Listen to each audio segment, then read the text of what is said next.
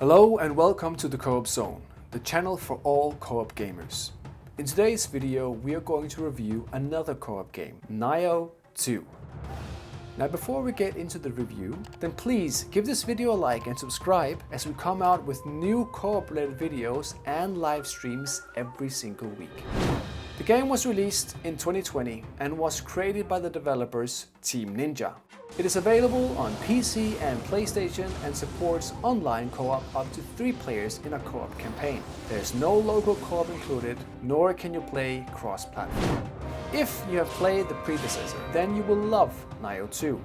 Set in Japan, half a century before the first game, your character, the hired mercenary Hideyoshi, is fighting evil spirits and monsters who have infested the lands. However, compared to the old game, you can now create your own character as well, with a large customization to create your own personal samurai. The story itself has its ups and downs, but it is a world that you and your mates will love, as it is filled with exciting battles and monsters.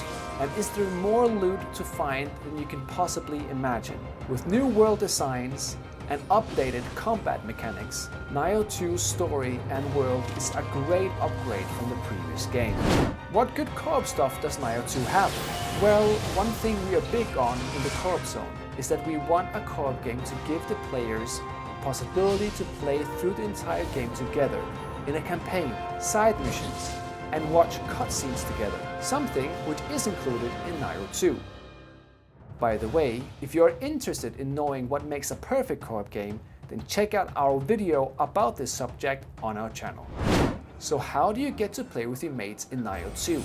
Well, for campaign missions, one friend has to host and summon the other mates via the shrines using something called Ochoko Cups. For expeditions, 3 players can play together missions online, but with a shared life bar. Each time a player gets killed, the bar drains. If a player is revived by a friend, the bar life is halted. If a killed player revives himself, the life bar drains even further. We like this feature, as it gives your team a shared life, meaning you have to work together to survive. So, what are the bad co-op stuff? Well, one thing we didn't like was the difficulty beating a boss being up to 2 to 3 players. It didn't require much skill, and it often end up being a competition to see which one of us could do the most damage. In games like Diablo, you would have to be tactical and plan who is the healer, who is the tank, etc. But NIOH 2 didn't really give this feel. It felt more like your friends were just tagging along for a finger-bashing monster kill session. Furthermore, there is no item trading, so even if you find a lot of amazing loot, you can't share it.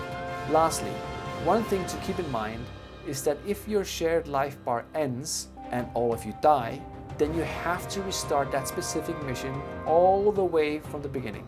No checkpoints, no nothing. Something we didn't like, as redoing a whole mission could take a long time of your gaming experience. The final question remains: is NIOH 2 a good co-op game? We believe it is. Despite the easiness of beating a boss as a team and not being able to share loot or restart a mission from a shared checkpoint, NIOH 2's positives by far outweighs the negatives. With its vast open monster world, good character customization, great battle mechanics, and being able to play the whole campaign with up to 2 mates, NIOH 2 has many great co-op features which really makes it a fun and long-lasting co-op game. We at the Co-op Zone give it 4 out of 5 co-op stars. So, draw your samurai swords and let's go kill some ancient Japanese myth monsters.